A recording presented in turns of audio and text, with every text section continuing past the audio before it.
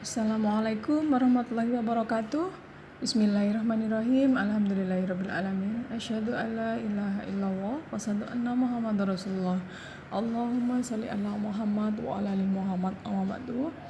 Apa kabar anak-anakku semua kelas 12? Mudah-mudahan hari ini tetap sehat dan tetap semangat.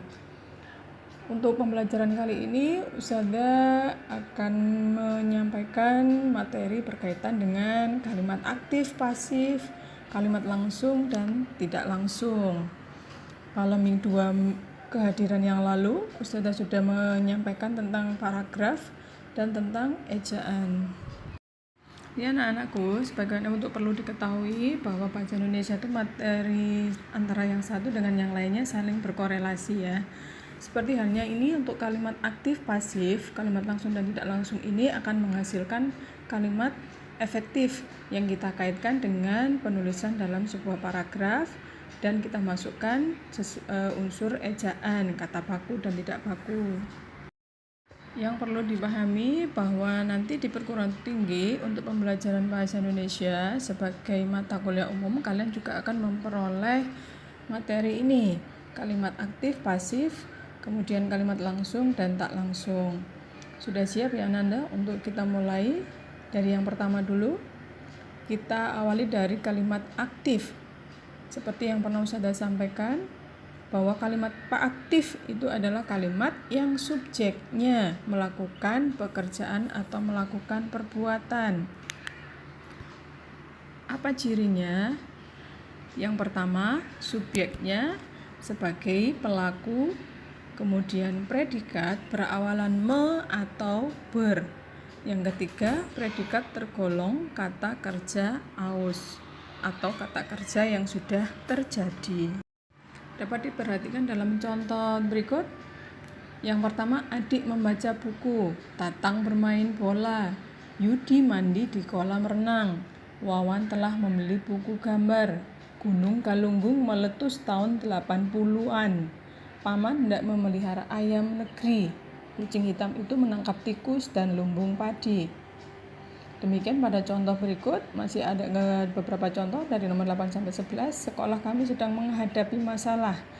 Negara Indonesia memberi penghargaan kepada mantan menteri.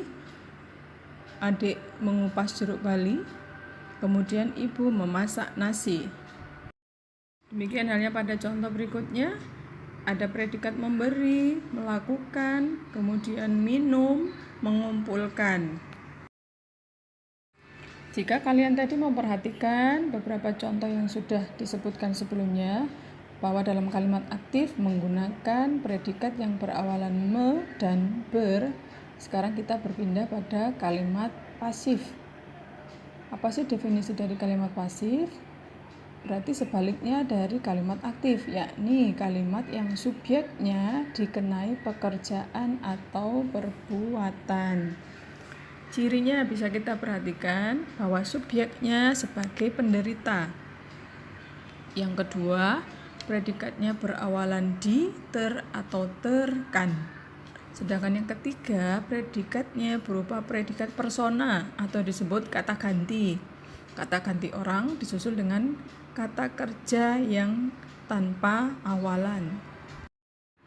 Adapun yang perlu diketahui bahwa kalimat aktif itu dapat dirubah ke bentuk kalimat pasif. Ada beberapa cara yang perlu diketahui. Di antara yang pertama, subjek pada kalimat aktif kita ubah atau kita jadikan menjadi objek. Yang kedua, predikat berimbuhan me berubah di. Lalu yang ketiga, bila subjeknya berupa kata ganti orang seperti dia, ia pada kalimat aktif, maka predikat pada kalimat aktif tidak menggunakan awalan di. Kata ganti orang tersebut diletakkan sebelum predikat tanpa imbuhan. Bisa diperhatikan pada contoh berikut. Kalimat pertama, Andi membaca novel di kamar. Lalu contoh 2, saya menulis cerita di teras rumah. Contoh awal berupa kalimat aktif, lalu diubah ke bentuk pasif, tetap dengan susunan pola yang sama, yakni SPOK, Hanya yang membedakan pada penggunaan predikat yang melekati pada jenis kalimat tersebut. Contoh lain dalam kalimat berikut ini. Pameran itu akan dibuka oleh Bupati Kendari. Surat itu sudah dibaca oleh paman kemarin. Papan tulis putih itu sudah dibeli oleh penjaga sekolah kemarin. Makanan itu sudah kami berikan kepada anak-anak. Kiki belum diberitahu oleh kakak tentang berita itu. Imelda diganggu oleh beberapa pemuda jalanan. Masalah itu dihadapi oleh ayah dengan sabar. Kemarin pawang itu diterkam harimau. Pohon cemara itu ditebang oleh masyarakat kemarin. Jika kita perhatikan dari 9 contoh di atas, bentuk kalimat pasif yang penggunaan predikat yang melekati adalah berbentuk di. Lalu bagaimana cara mengubah dari kalimat pasif menjadi dari kalimat aktif menjadi pasif? Yakni dengan cara pertukarkan pengisi subjek atau subjek dengan objek. Bisa diubah letak susunan pola kalimatnya SPO atau menjadi OPS atau OSP. Lalu yang kedua, bisa mengganti awalan me, predikat pada awalan me dengan bentuk di. Lalu yang ketiga, tambahkan kata oleh di belakang predikat. Ini opsional atau mana suka jika diperlukan. Bisa dipahami ya anak-anakku sekalian dari kalimat aktif dan kalimat pasif di atas. Selanjutnya kita berpindah ke kalimat langsung. Bagaimana sih yang dimaksud dengan kalimat langsung? Yakni kalimat yang secara cermat menirukan apa yang diujarkan orang atau petutur. Kemudian kalimat berita yang memuat peristiwa atau kejadian dari sumber lain dengan langsung menirukan, mengutip, atau mengulang kembali ujaran dari sumber tersebut. Bagaimanakah ciri dari kalimat langsung tersebut? Di antaranya bertanda petik jika dalam bahasa tulis. Kemudian intonasi pada bagian kutipan bernada lebih tinggi dari bagian lainnya. Yang ketiga, kemungkinan susunan pola kalimat itu di antaranya bisa pengiring, kutipan, kemudian kutipan baru pengiring, atau kutipan, pengiring, dan kutipan. Selanjutnya, penulisan huruf awal kutipan dengan huruf kapital pada susunan cara ke-1, kedua, dan kutipan pertama cara ketiga. Yang kelima, kutipan ada berupa kalimat tanya, bisa berupa kalimat berita ataupun kalimat perintah. Nah, berikut bisa dilihat contoh untuk menjelaskan poin nomor 3 tadi. Bagaimanakah yang dimaksud dengan pengiring kutipan? Nah, bisa dilihat pada contoh yang pertama. Ayah menyuruh, kemudian tanda petik, ujaran yang disampaikan, antarkan surat ini ke kantor bapak. Berarti bentuk kalimat perintah diikuti oleh tanda seru dan ditutup lagi dengan tanda petik. Lalu contoh yang kedua, berupa kutipan baru pengiring. Ayo, bunyi kutipannya atau bunyi ujaran dengan tanda petik masuk satu-satu. Baru ditutup tanda petik lagi. Gertak polisi kepada 3 orang pencopet yang baru saja tertangkap. Ini bukti si penutur yang mengucapkan. Kalau yang di awal tadi adalah ujaran yang disampaikannya. Lalu yang ketiga, pada kutipan baru pengiring, diantaranya diawali dengan tanda petik dulu. Siapakah biang keladi bom Bali itu? Berupa kalimat tanya, ditutup dengan tanda tanya dan tanda petik. Baru pengiringnya, tanya wartawan kepada Kadispen Polri. Pada contoh yang keempat, berupa kutipan, pengiring, kutipan, diantaranya ujarannya dulu. Tanda petik, Kak, kau dipanggil ibu, ditutup dengan tanda petik, kata Lilis, kemudian kutipan lagi, disuruh makan. Kalimat berita diakhiri dengan tanda titik dan kemudian baru tanda petik. Sudah jelas ya Nanda tentang kalimat langsung. Berikutnya kita beralih kepada kalimat tak langsung, yakni kalimat yang melaporkan apa yang diujarkan orang. Yang kedua, ragam kalimat berita yang memuat peristiwa atau kejadian dari sumber lain yang diubah susunannya oleh penutur. Berarti orang yang berbicara tidak menirukan atau mengucapkan lagi langsung dari sumber lain itu. Adapun cirinya pada kalimat tidak langsung, diantaranya tidak bertanda petik. Namanya kalimat langsung berarti tidak bertanda petik. Kemudian intonasi mendatar dan menurun pada akhir kalimat, atau bisa dikatakan flat ya kalau menurut kalian.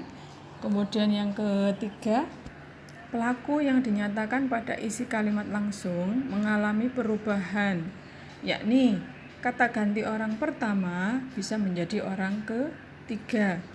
Selanjutnya, kata ganti orang kedua bisa menjadi orang pertama.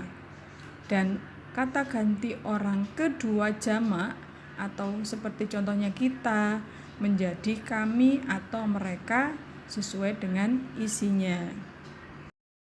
Sedangkan ciri yang keempat, menggunakan kata tugas. Di antaranya ada kata bahwa, agar, sebab, untuk, supaya, tentang, dan sebagainya. Lalu ciri yang kelima, bagian kutipan semuanya berbentuk kalimat berita.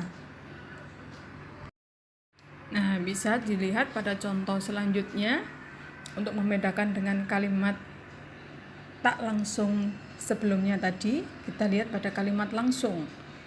Di antara yang pertama, nah ini ada contoh satu. Perhatikan pada ciri-ciri tentang kalimat langsung. Tidak menggunakan tanda petik, jadi tanpa menggunakan tanda petik. Ayah menyuruhku untuk mengantarkan surat ini ke kantornya. Jadi langsung ya, datar, naik turunnya juga sifatnya datar. Lalu polisi menggertak 3 orang pencopet yang baru saja tertangkap agar mereka masuk satu persatu. Bunyi kalimat berita dan diakhiri dengan tanda titik biasa. Contoh yang ketiga, wartawan bertanya kepada Kadis Ben Polri tentang siapa-siapa yang menjadi biang keladi bom Bali itu. Lilis berkata kepada kakaknya bahwa ia dipanggil ibu untuk makan. Jadi tidak ada jeda-jeda atau tanda yang mengiringi antara kutipan dan tuturan. Langsung saja kita beralih kepada latihan soal. Kalimat aktif transitif adalah pada pilihan jawaban berikut, yakni pada bagian pilihan jawaban B. Ya, kakak sedang memperbaiki radio.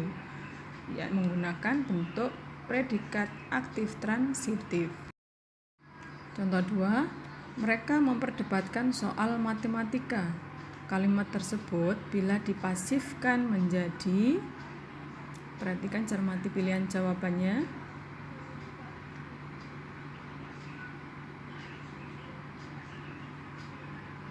Ya, A. Soal matematika diperdebatkan oleh mereka. Contoh soal berikutnya, kalimat aktif yang tidak bisa dipasifkan adalah, cermati pilihan jawabannya. Jika A menghadiri bisa kita ubah ke bentuk pasif menjadi dihadiri. Kemudian menyanyikan bisa berubah menjadi dinyanyikan. Menutup bisa menjadi ditutup. Sedangkan predikat pada pilihan jawaban D yang berupa bentuk dasar, nah ini yang tidak bisa diubah ke bentuk pasif. Contoh bentuk lain untuk menentukan kalimat pasif, Margate telah menulis puluhan buku dan cerita pendek. Para pembaca memperoleh manfaat dari bacaan tersebut. Penerbit pun mendapatkan keuntungan. Pesan disajikan oleh Margate halus sekali. Selain itu di dalamnya tidak memuat unsur propaganda. Kalimat pasif pada paragraf tersebut jika berubah menjadi kalimat aktif adalah, ya betul, pada jawaban B, Margate menyajikan pesan halus sekali. Predikatnya dari kata disajikan menjadi aktif menyajikan. Pada nomor selanjutnya disajikan beberapa kalimat. Ada kalimat 1, 2, 3, 4. Diantaranya selama hidupnya Ismail Marzuki telah menciptakan 202 buah lagu. Lagu pertama berjudul Oh Sarinah. Lagu-lagunya selalu dinyanyikan oleh para pelajar. Yang keempat, Ismail Marzuki dikenang orang sampai sekarang. Pilihan jawaban atau pertanyaannya, kalimat pasif terdapat pada nomor D, nomor 3 dan nomor 4, yakni dinyanyikan dan dikenang. Lanjut, kalimat berikutnya, diajaknya saya melihat pameran pembangunan. Kalimat tersebut bila diubah menjadi kalimat aktif adalah yang mana? Benar, D. Ia mengajak saya melihat pameran pembangunan. Predikatnya berupa diajaknya saya. Contoh lain, manusia memiliki otak dan kemerdekaan untuk berbuat sesuai dengan keinginannya. Kalimat aktif tersebut bila diubah menjadi kalimat pasif akan menjadi manusia memiliki otak dan kemerdekaan untuk berbuat sesuai dengan keinginannya. Kalimat aktif tersebut jika diubah menjadi bentuk pasif diantaranya A. Pilihan jawabannya yakni otak dan kemerdekaan dimiliki manusia untuk berbuat sesuai dengan keinginannya. Berikutnya nomor 8. Diantaranya kalimat 1, kekuasaan pemerintah yang sah hendak direbut oleh segerombolan orang yang tidak bertanggung jawab. Kalimat 2, beberapa jenderal diculik para pemberontak. 3, para komplotan dapat dihancurkan oleh TNI. Keempat, sejarah membuktikan Pancasila sakti untuk negara dan bangsa. Lalu pertanyaannya, kalimat aktif pada paragraf tersebut ditandai nomor nomor 4, dibuktikan dengan kata membuktikan sebagai predikatnya. Contoh 9, kalimat berikut yang termasuk kalimat pasif. Pilihan jawabannya yang benar B. Uang itu telah diberikan Reni kepada Ina. 10, contoh 10, kalimat aktif intransitif terdapat pada benar A. Ayah bekerja di pabrik sepatu. Jika kalian pernah mengingat, kalimat aktif ada terbagi dua, yakni kalimat aktif transitif dan kalimat aktif intransitif. Lanjut masih dengan contoh kalimat, belum bosan ya. Sudah lanjutkan. Aku sudah membaca surat itu tadi malam. Kalimat pasif yang tepat, perubahan dari kalimat aktif tersebut, berarti predikat membaca kita ubah.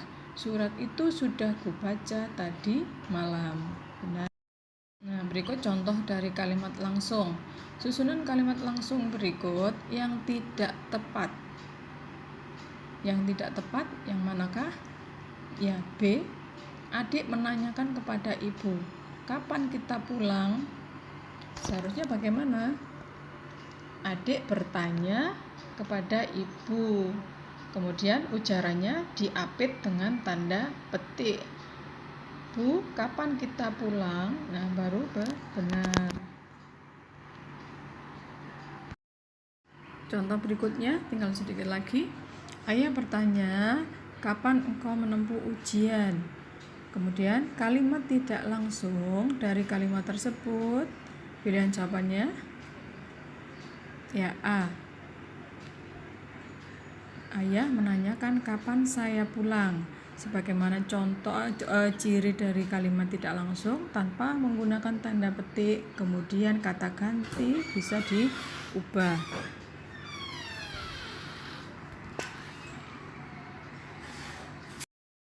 Contoh selanjutnya, Paman mengatakan bahwa Bibi belum pulang.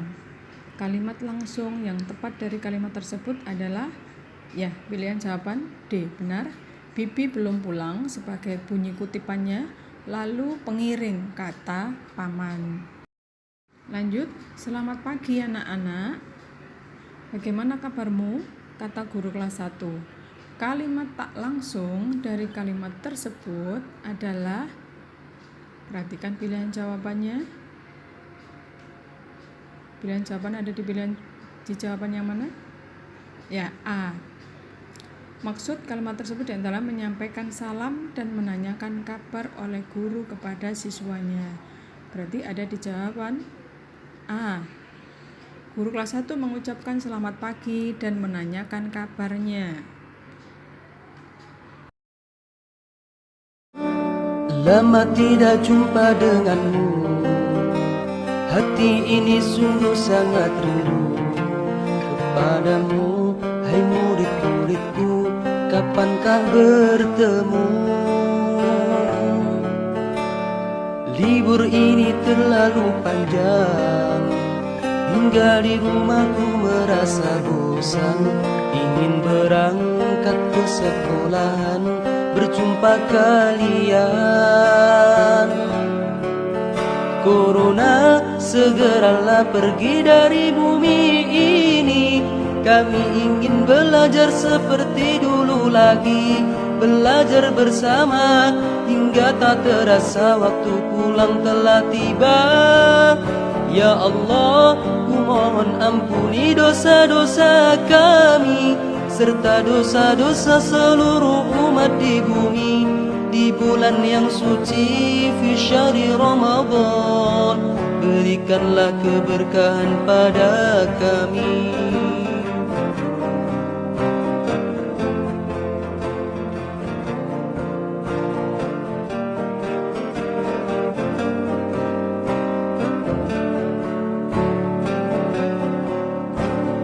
Lama tidak jumpa denganmu, hati ini sungguh sangat rindu kepadamu. Hai murid-muridku, kapankah bertemu? Bersabarlah selalu murid-muridku, keadaan ini pastikan berlalu. Ingat selalu pesan bapak ibu, di rumahlah dulu. Corona, segeralah pergi dari bumi ini. Kami ingin belajar seperti dulu lagi, belajar bersama hingga tak terasa waktu pulang telah tiba. Ya Allah, ku mohon ampuni dosa-dosa kami serta dosa-dosa seluruh umat di bumi. Di bulan yang suci fi syahri Ramadan, berikanlah keberkahan pada kami.